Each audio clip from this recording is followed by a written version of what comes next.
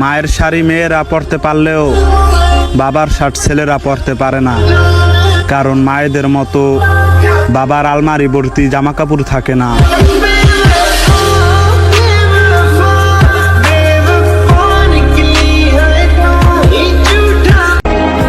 বিদেশ না আসলে বসতামই না, ঈদ আসলে বাবা কেন শপিং করতো না।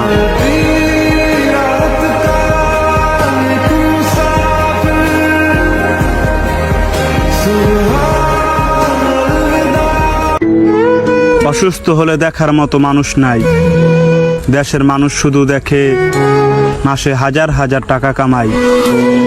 পৃথিবীর সবচেয়ে অসহায় মানুষ আমরা এই প্রবাসীরাই।